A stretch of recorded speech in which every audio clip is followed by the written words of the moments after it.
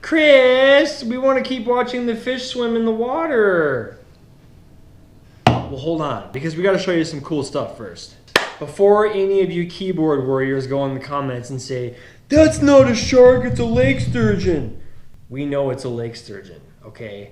You don't think that Dad and I realize what kind of fish it is when you see all the odd species that we go for? We know it's a lake sturgeon. It was a clickbait. But now that you clicked on it and you're here, enjoy the rest of the video. So you're probably wondering how in the heck we're following this sturgeon underwater right now, under the ice. Because yes, we scuba dive, but we don't like being cold. And scuba diving when it's cold under the ice isn't fun. So let me show you how we did it. So here's a little story time. Going back 16 years ago, when Chris was just a little grade schooler, there was a science fair project.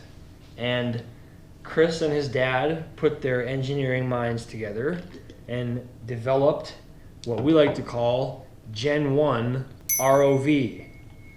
So this bad boy is a milk crate with PVC tubing and an Aqua ROV camera tethered to 300 feet of wire that is electrical taped together in a bundle.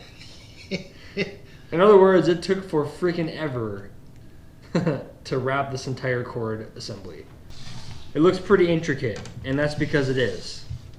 These are all boat bilge pumps to be able to turn it and drive it forward and back. So this is what Gen 1 looks like. This is not what we were following the sturgeon with, but it gives you a pretty good idea, because now we're on Gen 4, which is top secret, and we cannot show you because it's classified information leaked by someone from Area 51 that gave us the information and showed us how to build it, and then we built it. I shouldn't even be saying this on YouTube right now, but here's Gen 1. Milk crate and PVC with bilge pumps. And my dad can step in over here and explain a little more about it. Here's our controller that's made out of an old RC monster truck thing that I had when I was a kid. And then these are just toggle switches like you'd see in a semi. This is what runs it. So these two red guys, they're like a zero-turn lawnmower, so you can crank it like this or crank it like that, and spins this baby like this underwater. And then this is your forward and back drive. So pretty simple concept. There was a lot of kinks that we had to work through to make it work. So I mean, if you do plan on trying to build something like this, good luck is all I have to say. It's very intricate. Yeah, a lot of trial and error. We just tested it in the old swimming pool. Yep. Blow up swimming pool. But yeah, it's got 4 bilge pumps, because anytime you're underwater, you have to deal with pressure. And your electrical stuff, these are already waterproof, and you don't have to worry about them getting crushed at any depth. All the wiring and stuff, we put into these pods. So all of our connectors are in here, and then we filled it up with wax. So that's waterproof, and the depth and the pressure can't crush those either. And like Chris said, this was a trailer wiring harness. We got 300 feet of it, and it's all electrical taped onto this. So if we ever want to use the Aqua ROV for anything other than this, we're going to be unwrapping stuff for quite a while. Yep. But it's not a drone, it's an ROV, which stands for Remote Operated Vehicle.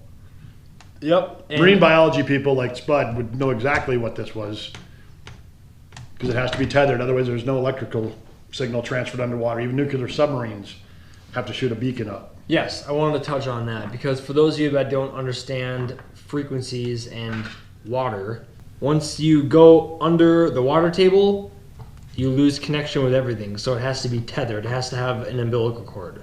That's how all underwater devices work, unless you have a submarine. Or a UAV, which they program on a computer, throw it in, it runs a set pattern, and then it surfaces, and then they got to go find it. Yep. But otherwise, to be able to communicate, even a nuclear submarine has to come up shallow enough where they can send up a beacon on a buoy, and then they can communicate with the rest of the world before they pull it back down and then take off again. At least that's what they tell society. That is what they tell us. But the Area 51 knowledge that we've got, I don't think that that's probably true. We probably shouldn't talk much more about that. No. Is that a black SUV? All right, shut the lights off. FBI, open up! Yeah. Well, we took care of that problem, so we're gonna enjoy some more beer. So yeah, this is Gen 1. We just wanted to kind of give you a rundown on how this all started. And I have never shown this on the channel before, but this puppy is almost 20 years old. So it's just pretty cool to be able to say that we built it, you know, out of nothing. And it works. And it works. Still works to this day. But yes, now for you that were probably complaining in the beginning, we'll cut back to the beautiful footage of the Lake Sturgeon.